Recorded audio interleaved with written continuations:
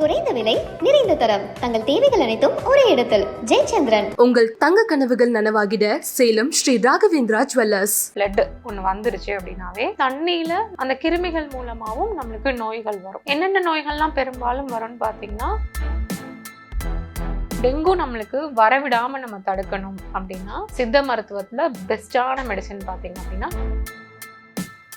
அவங்களுக்கு இந்த viral ஃபீவர்னால platelet குறைஞ்சிக்கிட்டே வரும். இந்த மெடிசன் நம்ம சைட் பை சைட் கொடுத்துட்டு இருந்தோம் அப்படின்னா பிளேட்லெட் வந்து டிக்ரீஸ் ஆகி போகாது, கண்டினியூஸ் ப்ளீடிங் உள்ளுக்குள்ள. ஸோ அதெல்லாம் நம்ம தடுக்கிறதுக்கு பார்த்தீங்க அப்படின்னா, இந்த வாழைப்பூ வடகம், மிளகு சாப்பிடும்போது காரமாக இருக்கும். அந்த காரமே வந்து ஒரு ஹீட்டு தான். அது எந்த ஒரு கிருமியனாலும் அழிச்சு வெளியே தள்ளுறதுக்கு ஒரு பவரை வந்து நம்ம உடம்புக்குள்ளே ஏற்படுத்தி கொடுக்கும். சித்த மருந்துகள் எடுத்துக்கும் போது தாராளமாக அலோபதி மெடிசன்ஸ் எடுத்துக்கலாம், ஒன்றுமே பண்ணாது. பத்தியம் அப்படின்றது எதுக்காக சொல்லப்பட்டிருக்கு அப்படின்னா, சொரியாசிஸ் இந்த மாதிரி ஸ்கின் டிசீஸ்லாம் வருது அப்படின்னா கத்திரிக்காய் எடுத்துக்காதீங்க, வைக்காதீங்க அப்படின்னு நம்ம சொல்கிறாங்க. கத்திரிக்காய் வந்து எடுத்துக்காம தவிர்த்துக்கலாம் தான். அது என்ன அப்படின்னா, வணக்கம் நேர்களே, இன்னைக்கு நம்ம கூட சித்த மருத்துவர் தேவி ஷர்வானியா இருக்காங்க. அவங்க கிட்ட பேசுவோம். வணக்கம். வணக்கம். ஜென்ரலாவே வந்துட்டு மழை வந்தது அப்படின்னாலே அதுக்கு அடுத்ததா நிறைய வைரல் ஃபீவர் தாண்டி அடுத்தடுத்து நிறைய ஃபீவர் தான் வந்துட்டு இருக்கு இல்லையா? ஸோ இப்போ இந்த வரக்கூடிய இந்த ஃப்ளூ பத்தியும் இந்த ஃபீவர் இந்த தடுப்பு முறைகள் பத்தி சொல்லுங்க. இப்போ ஜென்ரலாக ஒரு இடத்துல நம்மளுக்கு ஃப்ளட் அவுட் போன் ஆயிடுச்சு அப்படின்னாவே நிறைய தண்ணி மூலமா நம்மளுக்கு தண்ணி சார்ந்த நோய்கள் எல்லாமே நம்மளுக்கு வரும். அதே மாதிரி தண்ணியில நம்மளுக்கு கிருமிகள் நம்மளுக்கு உருவாகிறதுனால அந்த கிருமிகள் மூலமாகவும் நம்மளுக்கு நோய்கள் வரும். என்னென்ன நோய்கள்லாம் பெரும்பாலும் வரும்னு பார்த்தீங்கன்னா, மோஸ்ட் ப்ராப்ளி நம்மளுக்கு dengue, malaria, typhoid, chikungunya, so இந்த மாதிரியான ஃபீவர்ஸ் எல்லாமே நம்மளுக்கு உருவாக ஆரம்பிச்சிடும். சில பேருக்குலாம் பார்த்தீங்கன்னா அந்த எலி காய்ச்சல் சொல்லுவாங்க பார்த்தீங்களா, அதுவும் மோஸ்ட் ப்ராப்ளி பார்த்தீங்கன்னா இந்த ஃப்ளட்டுக்கு அப்புறம் உருவாகக்கூடிய ஒரு நோய் தான். அது பார்த்தீங்க அப்படின்னா எல்லாமே வந்து நம்மளுக்கு இந்த ஃப்ளட் ஒன்று வந்துருச்சு அப்படின்னாவே மோஸ்ட் ப்ராப்ளி நம்மளுக்கு தண்ணி, ட்ரைனேஜ் வாட்டர்ஸு, அதே மாதிரி மழை தண்ணி, நார்மலாக நம்ம ஸ்டோர் பண்ணியிருக்க தண்ணி எல்லாமே நம்மளுக்கு சேர்ந்து நம்மளுக்கு மிக்ஸ் ஆகுறதுனால கண்டிப்பாக வாட்டர் கண்டாமினேஷன் ஆகிடும். அதன் மூலமாக நம்மளுக்கு நிறைய நோய்கள் வந்து உருவாகும். இப்போ முதல்ல வந்து நீங்க டெங்குன்னு சொல்லியிருந்தீங்க. இப்போ பரவலாவே டெங்கு அப்படிங்கிறது இப்போ ஒரு சீசனல் ஃபீவர் மாதிரி ஆயிடுச்சு. ஸோ அதை வந்து தடுக்கணும் அப்படின்னா மழை முடிஞ்சதுக்கப்புறம் அங்கங்கே நம்மளுக்கு மழை தண்ணி ரொம்ப சுத்தமான தண்ணி தான். அந்த தண்ணி பார்த்தீங்க அப்படின்னா நம்மளுக்கு அங்கங்கே தேங்கிக்கும். அந்த தேங்குனா சுத்தமான தண்ணியில் பார்த்தீங்கன்னா இன்ஃபெக்ஷன் ஆன ஒரு கொசு வந்து நல்லா முட்டையிட்டு அது நல்லா வளர்ந்து திரும்பி நல்லா அடல்ட் கொசுவாக நம்மளுக்கு மாறி வந்து, இப்போது அது வந்து ஒருத்தவங்கள கடிச்சிது, ஆல்ரெடி ஒருத்தவங்களுக்கு டெங்கு இருக்குது, டெங்கு பாசிட்டிவில் இருக்காங்க, அந்த வைரஸ் வச்சுருக்காங்க, அந்த கொசு போய் அவங்கள கடிச்சிட்டு அப்படின்னா அந்த கொசு வந்து இன்ஃபெக்டட் ஆகிடும். அப்புறம் அந்த டெங்கு வைரஸ் வந்து அந்த கொசுக்குள்ள ஒரு சைக்கிள் மூலமாக அது வந்து வளர்ந்து வந்து திருப்பி அதே கொசு இன்னொரு நபரை நம்மளுக்கு போய் ரொம்ப இம்யூனிட்டி ரொம்ப குறைவாக இருக்கவங்கள போய் நமக்கு கடிக்கும் போது அவங்களுக்கு அப்படியே இந்த டெங்கு வைரஸ் டிரான்ஸ்மிட் ஆகி டெங்குக்குரிய சிம்டம்ஸ் எல்லாமே அவங்களுக்கு வந்து தொடர ஆரம்பிச்சிடும். இப்படி தான் இந்த டெங்கு வந்து ஒவ்வொருத்தவங்கள்ட்ட இருந்து ஒவ்வொருத்தவங்களுக்கு பரவி நிறைய பேர்த்துக்கு ஸ்ப்ரெட் ஆகுது. அப்போது இந்த டெங்கு நம்மளுக்கு வரவிடாமல் நம்ம தடுக்கணும் அப்படின்னா சித்த மருத்துவத்தில் பெஸ்ட்டான மெடிசன் பார்த்தீங்க அப்படின்னா நிலவேம்பு குடிநீர் தான். அது வந்து வாரத்துக்கு ஒரு தடவையோ இல்லை 2 தடவையோ நம்ம குடிக்கிறது வந்து ரொம்ப சேஃபு. எவ்வளோ அளவு குடிக்கலாம் அப்படின்னா, பெரியவங்க ஒரு 30 ml குடிக்கலாம். காலையில் ஒருக்க நைட்டு ஒருக்க 2 நேரம், வீக்லி ஒன்ஸ் இல்லாட்டி ட்வைஸ் குடிச்சாவே போதும். நிலவேம்பு கஷாயம் நம்ம வந்து ஒரு 2 ஸ்பூன் அளவு நம்ம எடுத்துக்கணும். ஒரு டேபிள் ஸ்பூன் பார்த்தீங்க அப்படின்னா நம்மளுக்கு டேபிள் ஸ்பூன் நார்மலான டேபிள் ஸ்பூன் தெரியும்ல, அதில் வந்து 2 ஸ்பூன் அளவு எடுத்துக்கணும். அந்த 2 ஸ்பூன் அளவு எடுக்கிறது வந்து பார்த்தீங்கன்னா 5 கிராம்ஸ் நம்மளுக்கு குவான்டிட்டி இருக்கும். அந்த 5 கிராம் குவான்டிட்டியை வந்து ஒரு பாத்திரத்தில் போட்டு தண்ணி கரெக்டாக வந்து நம்ம 8 டம்ளர் தண்ணி நம்ம வந்து ஊற்றணும். 5 கிராம் குவான்டிட்டிக்கு கரெக்டாக வந்து 250 ml வந்து 8 டம்ளர்ஸ் நம்ம வந்து ஊற்றணும். அந்த 8 டம்ளர்ஸ் வந்து பார்த்தீங்க அப்படின்னா அது நல்லா போட்டு நல்லா காய அது அப்படியே வத்த ஆரம்பிக்கும். அது வந்து நம்மளுக்கு 60 ml நல்லா வத்துற வரைக்கும் நல்லா காய்ச்சி அதை வந்து 2 பேர் குடிக்கலாம். டிவைட் பண்ணி 2 பேர் வந்து குடிக்கலாம். அதை வந்து நம்ம 30 ml குடித்தாவே போதும். அவ்வளோ பவர்ஃபுல்லாக இருக்கும். என்ன ஒரு ஃபீவர்னாலும் வித்தின் 3 ஹவர்ஸில் உங்களுக்கு வந்து அரெஸ்ட் ஆகிடும். எப்படி நம்ம நார்மலாக நம்ம டேப்லெட்ஸ் போட்டு நம்ம ஃபீவர் வந்து நம்ம சப்சைட் பண்ணுறோமோ அதே மாதிரி தான் இந்த கஷாயத்தை குடிக்கிறப்போ இம்மீடியட்டாக நம்மளுக்கு வந்து ஃபீவர் வந்து நிற்கும். ஏன் சில பேர்த்துக்கு வந்து ரியாக்ஷன் தெரிய மாட்டேங்குது அப்படின்னா, கஷாயம் வந்து ஸ்ட்ராங்கா காய்க்கிறது இல்ல. கரெக்டான டோசேஜ் அளவு எடுக்கிறது இல்ல. அதனால தான் அவங்களுக்கு வந்து எந்த ஒரு எஃபெக்ட்டும் தெரியாது. இப்போ குழந்தைங்களுக்குலாம் பார்த்தீங்க அப்படின்னா, 6 மாச குழந்தை, 8 மாச குழந்தை, ஆ இல்ல 10 மாசம், 1 இயர் குழந்தை அப்படிலாம் இருக்காங்க அப்படின்னா, ஒரு சங்கு அளவு குடுக்கலாம். ஒரு சங்கு. இந்த குட்டி சங்கு இருக்கு பார்த்தீங்களா, அந்த ஒரு சங்கு அளவு குடுக்கலாம். அதுல கொஞ்சம் ஏஜ் கொஞ்சம் கூட அவங்க ஒரு 5 வயசு அந்த மாதிரி தாண்டி 10 வயசு அது மாதிரிலாம் இருக்காங்கன்னா, தாராளமா 5 ml to 10 ml அவங்களுடைய பாடியோடைய வெயிட் பொறுத்து நம்ம வந்து குடுக்கலாம். இப்போ வந்து 3 மாசம், 5 மாசம், 4 மாச குழந்தை, 6 மாசத்துக்கு உட்பட்ட குழந்தைகள்லாம் இருக்காங்க அப்படின்னா, தாய்மார்கள் வந்து பிரஸ்ட் ஃபீடிங்ல இருப்பாங்க பார்த்தீங்களா, அவங்க நார்மலா 30 ml நிலவேம்பு குடிநீர் அவங்களுடைய உணவுகள் எடுத்ததுக்கு அப்புறமா எடுத்துக்கிட்டாங்க அப்படின்னாவே இது ஓகே தான். அது கண்டிப்பா அதனுடைய சத்துக்கள் எல்லாமே அவங்க மதர்ஸ் பிரஸ்ட் ஃபீடிங் குடுக்குறாங்க இல்லையா, அது வழியா அவங்களுக்கு நியூ பார்ன் பேபிஸ்க்கு போக ஆரம்பிச்சிடும். இப்போ டெங்கு அப்படின்னு இருக்கும்போது இந்த நிலவேம்பு கஷாயம் ஒன்று இருக்கு. இது இல்லாம வேற என்னென்ன மருந்துகள்லாம் நம்ம எடுத்துக்கணும்? பப்பாயா லீஃப் இருக்கு பாத்தீங்களா, அந்த லீஃபை வந்து நல்லா கஷாயம் வச்சு கொடுக்கறது. அந்த பப்பாயா லீஃப் வந்து அது சில பேர்த்துக்கு வந்து ஒத்துக்கிடுச்சு அப்படின்னா அப்படியே புழிஞ்சு சாறு மாதிரி எடுத்து வந்து குடிக்கலாம். ஏற்கனவே குளிர்ஜரம் இருக்கிறப்போ அது வந்து எடுத்து குடிச்சோடனே நம்மளுக்கு ஒரு மாதிரி சில்லுன்னு இருக்கிறதுனால என்ன பண்ணலாம்னா, பப்பாயா லீஃப் வந்து ஒரு 4-5 இலையை போட்டு தட்டி போட்டு நல்லா தண்ணி ஒரு 4 டம்ளர் தண்ணி ஊற்றி நல்லா கொதிக்க வச்சு அது வந்து நல்லா ஒரு 1/4 டம்ளர் நான் வத்துனதுக்கு அப்புறம் அது ஒரு 30 ml எடுத்து நம்ம கஷாயம் மாதிரி நம்ம ரெகுலராக காலையில் ஒருக்கா, மதியம் ஒருக்கா, நைட் ஒருக்கா அவங்களுக்கு கொடுத்துடணும். தண்ணி குடிக்க கொடுக்குறோம் பார்த்தீங்களா, சில பேர் இந்த வறட்சியா இருக்கு தண்ணி குடிக்க கொடுப்பாங்கல்ல, பட் எதுவுமே அவங்களுக்கு சாப்பிடணும்னு தோணாது, பசி எதுவுமே இருக்காது, ஒரு மாதிரி வாமிட்டிங் ரிப்பீட்டடாக இருக்கும். ஸோ அந்த சிம்டம்ஸ்லாம் இருக்கிறதுனால சாப்பிடணும்னு அவங்களுக்கு தோணாது. இது கொஞ்சோண்டு அவங்களுக்கு உள்ளுக்குள்ள அப்சர்ப்ஷன் நடந்துச்சு அப்படின்னாவே பிளேட்லெட் கவுண்ட் வந்து அவங்களுக்கு மடமடன்னு அவங்களுக்கு இன்க்ரீஸ் ஆக ஆரம்பிச்சிடும். என்னதான் அவங்களுக்கு அந்த பிளட் டிரான்ஸ்ஃபியூஷன் இந்த மாதிரி ப்ராசஸ் ஏதாவது நடந்துட்டு இருந்தாலும் அவங்களுக்கு இந்த வைரல் ஃபீவர்னால பிளேட்லெட் ஒவ்வொரு நாளைக்கும் நீங்கள் டெஸ்ட் பண்ணி பார்க்க பிளேட்லெட் வந்து குறைஞ்சிக்கிட்டே வரும், டிக்ரீஸ் ஆகிட்டே வரும். ஆனால் இந்த மெடிசன் நம்ம சைட் பை சைட் கொடுத்துட்டு இருந்தோம் அப்படின்னா பிளேட்லெட் வந்து டிக்ரீஸ் ஆகி போகாது. டிக்ரீஸ் ஆகி போகிற நிலமையில இருந்தாலும் கூட அந்த கவுண்ட்ஸ் வந்து அவங்களுக்கு நல்லாவே இன்க்ரீஸ் ஆகி கொடுக்கும். இதே மாதிரி டெங்குவில் பார்த்தீங்க அப்படின்னா சில நிறைய பேர்த்துக்கு வந்து இந்த ஹெமரேஜ் ஸ்டார்ட் ஆகும் அப்படின்னு சொல்லுவாங்கல்ல, ப்ளீடிங் ஆகிட்டே இருக்கும். சில பேர்த்துக்கு கண்டினியூஸ் ப்ளீடிங் உள்ளுக்குள்ளே இன்டர்னல்லையும் இருந்துக்கிட்டே இருக்கும். ஸோ அதெல்லாம் நம்ம தடுக்கிறதுக்கு பார்த்தீங்க அப்படின்னா இந்த வாழைப்பூ வடகம், அப்புறம் இம்பூரல் ஒரு மூலிகை வந்து இருக்கு. அந்த இம்பூரலும் நம்ம வந்து அந்த மூலிகை வந்து நம்மளுக்கு காயக்கற்பமாகவும் இருக்கும். அதே மாதிரி நம்மளுக்கு அந்த ஹெமரேஜ் நம்மளுக்கு வந்து நல்லா சப்சைட் பண்ணுறதுக்கு ஹெல்ப் பண்ணும். அதுக்கப்புறமா பார்த்தீங்கன்னா இந்த அமுக்கராச்சூர்ணம் டேப்லெட் இதெல்லாமே நம்மளுக்கு வந்து ஸ்ட்ரென்த்துக்கு வந்து நல்ல ஹெல்ப்ஃபுல்லாக இருக்கும். ஏன்னா மோஸ்ட் ஆஃப்லி டெங்குவில் அஃபெக்ட் ஆன பேஷண்ட்டுக்கு பார்த்தீங்க அப்படின்னா அப்படியே ரொம்ப அப்படி படுத்த மாதிரியே தான் இருப்பாங்க, ஒரு மாதிரி அன்கான்ஷியஸாக இருக்க மாதிரி தான் இருப்பாங்க. அவங்களுக்கு எந்திரிச்சு நடக்கிறது கூட ஸ்ட்ரென்த் இருக்காது. ஸோ இந்த மாதிரி அமுக்கராச்சூர்ணம் டேப்லெட் அஸ்வகந்தான்னு நம்ம சொல்லுவோம், அது பவுடர் மாதிரி எடுத்துகிட்டு வந்து நம்ம லைட்டாக பாலில் மிக்ஸ் பண்ணி கூட நம்ம 1 ஸ்பூன் அளவு நம்ம எடுத்துக்கலாம். அது நம்மளுக்கு கொஞ்சம் ஸ்ட்ரென்த் கொடுக்கும் நம்மளுக்கு அந்த டயத்தில். அதே மாதிரி நம்மளுக்கு ஒரு சைடு வந்து நம்ம இம்யூனிட்டியும் நல்லா நம்ம பூஸ்ட் பண்ணி கொண்டு வரணும்.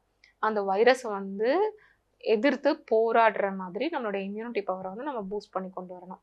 அப்போ அதுக்கு என்ன பண்ணலாம் அப்படின்னா, நெல்லிக்காய் இருக்குது பார்த்தீங்களா, அது வந்து நம்மளுக்கு நல்லா இனிப்பாக நம்மளுக்கு வந்து லேகியம் ஃபார்மேட்லேயும் கிடைக்கும். சாப்பிட்றதுக்கு எதுவுமே வாய் கசப்பாக இருக்குது அப்படி சாப்பிட பிடிக்கல அப்படின்னா லேகியம் ஃபார்மேட்டாக எடுத்துக்கலாம்.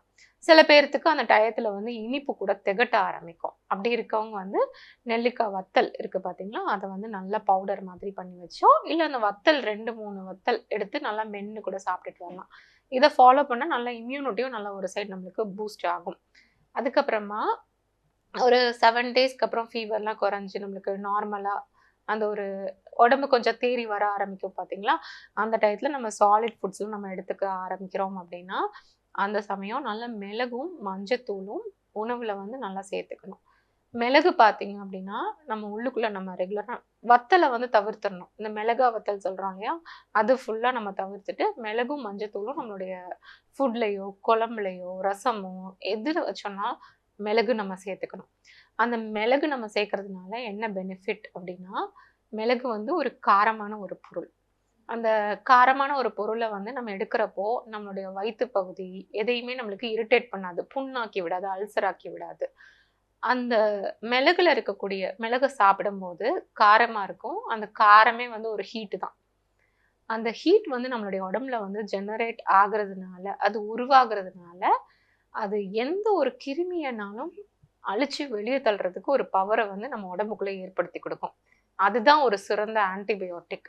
அப்போ அதை நம்ம எடுக்கிறப்போ பார்த்தீங்கன்னா, என்ன கிருமினாலும், வைரஸ் கிருமினாலும் அதை அழிச்சு அந்த ஒரு ஹீட் ப்ரொடியூஸ் ஆகுது பார்த்தீங்களா?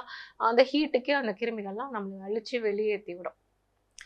மஞ்சத்தூள் கூட சேர்ந்து நம்மளுக்கு வந்து உள்ளுக்குள்ள ஏதாவது புண்ணாக்காம இருக்கிறதுக்கும் ஹெல்ப்ஃபுல்லா இருக்கும். அதே மாதிரி மஞ்சத்தூளும் ஒரு சிறந்த ஆன்டிபயோட்டிக் தான். அதுவும் நம்மளுக்கு உள்ளுக்குள்ள வந்து கிருமிகளை ஃபுல்லா நம்மளுக்கு அழிக்கிற வேலையை நம்மளுக்கு பார்க்க ஆரம்பிச்சிடும். நிலவேம்புல இருக்கக்கூடிய அந்த வேம்பு இருக்கு பார்த்தீங்கன்னா, அது கசப்பு தன்மை வாய்ந்தது. அதுவும் நல்ல ஒரு ஆன்டிபயோட்டிக் தான். இது எல்லாமே சேர்ந்து நம்மளுடைய உடம்புல வந்து வைரஸ் கிருமி வளர விடாமலும் தடுக்கும். ஏற்கனவே நுழைஞ்ச வைரஸ் கிருமியை போராடி வெளியேற்றுறதுக்கும் உதவும். அதனாலதான் மிளகு வச்சுட்டு ஒரு பகைவனோட வீட்டுக்கும் கூட போகலாம். 10 மிளகு இருந்தாவே போதும். பகைவனோட வீட்டுல போய் கூட சோறு சாப்பிட்டுட்டு வந்துடலாம்னு சொல்லியிருக்காங்க பாத்தீங்களா? மிளகுக்கு அவ்வளோ ஒரு பவர் இருக்கு. மிளகு போதும் நம்மளுக்கு. நம்மளுடைய வைரஸ் கிருமிகள் எதுவா இருந்தாலும் அதை ஃபுல்லா டெஸ்ட்ராய் பண்ணி கொண்டு வரதுக்கு. எந்த ஒரு ஃபீவரா இருந்தாலுமே பாடியில வந்து அந்த நோய் எதிர்ப்பு சக்தி அது இல்லை அப்படின்னா தான் டக்குன்னு வந்து அட்டாக்ட் ஆயிடுது.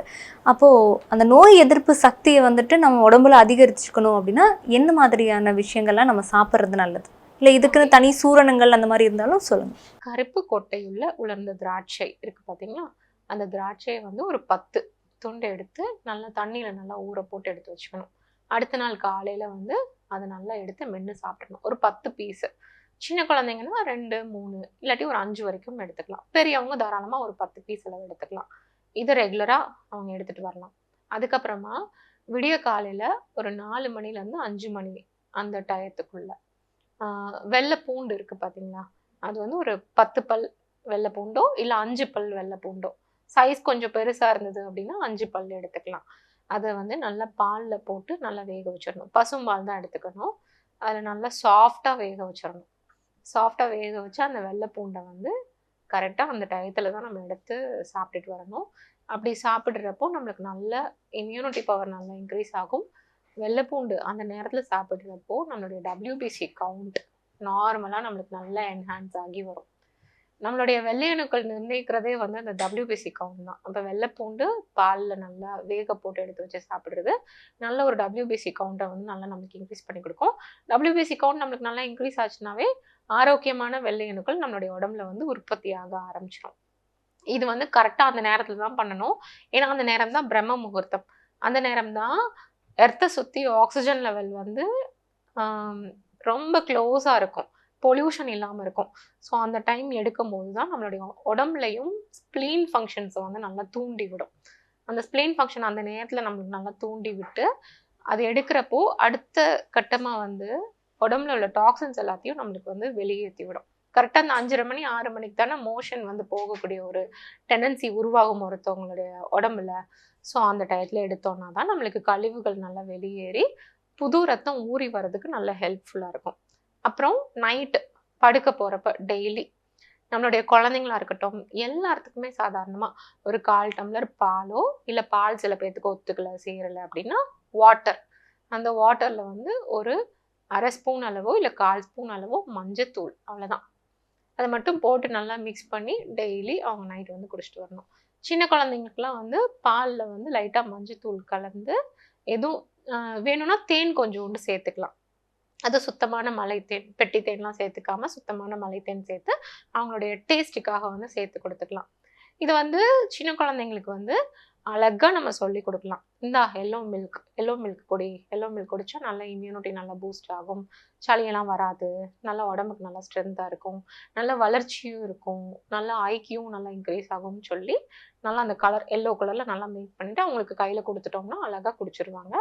அதுவே அவங்க குழந்தைங்களுக்கு நல்ல இம்யூனிட்டியை வந்து நல்லா டெவலப் பண்ணி கொடுக்கும். இது 2 பண்ணாலே போதும், இம்யூனிட்டி பவர் நல்லாவே இன்க்ரீஸ் ஆகி வரும். சித்த மருத்துவம் எடுத்துக்கிட்டோம்னாலே கண்டிப்பாக அந்த பத்திய முறையை வந்து ஃபாலோ பண்ணணும்னு நிறைய பேர் நினைக்கிறாங்க. அது எந்த அளவுக்கு உண்மை? சித்த மருத்துவம் எடுத்துக்கிட்டா அலோபதி எடுத்துக்க கூடாதா? அண்ட் சேம் டைம் பத்தியம்ங்கிறது ரொம்பவே அவசியமா? சித்த மருந்துகள் எடுத்துக்கும் போது தாராளமாக அலோபதி மெடிசன்ஸ் எடுத்துக்கலாம், ஒன்றுமே பண்ணாது. பத்தியம் அப்படின்றது எதுக்காக சொல்லப்பட்டிருக்கு அப்படின்னா, உயிர் போகக்கூடிய ஒரு நிலைமையில வந்து ஒரு நோய் வச்சுட்டு இருக்காங்க. மஞ்சக்காமால டெட்லி டிசீஸ் தான். ரொம்ப நம்மளுக்கு பிலிரூபின் லெவல் எல்லாமே நம்மளுக்கு வந்து அதிகமாக ஆரம்பிச்சது அப்படின்னா ஒரு ஸ்டேஜ்ல கோமாக்கு அந்த மாதிரி போகக்கூடிய ஒரு கண்டிஷன் இருக்கும் பார்த்தீங்களா. அப்போ அந்த டயத்துல நம்ம வந்து பத்தியம் வந்து யூஸ் பண்ணிக்கலாம். எண்ணெய் பலகாரங்கள் எதுவும் எடுக்காம நல்லா கீழா நெல்லி, கரிசலாங்கண்ணி இது மாதிரியான மருந்துகள் நம்ம வந்து எடுக்கும்போது பச்சை மருந்துகளை நம்ம அப்படியே ராவா எடுக்கிறப்போ நம்ம கரெக்டாக அந்த மோரில் கலந்து சாப்பிட்றது, கொஞ்சம் எண்ணெய் பலகாரங்கள்லாம் எடுக்காமல் இருக்கிறது, அது ஃபாலோ பண்ணணும்.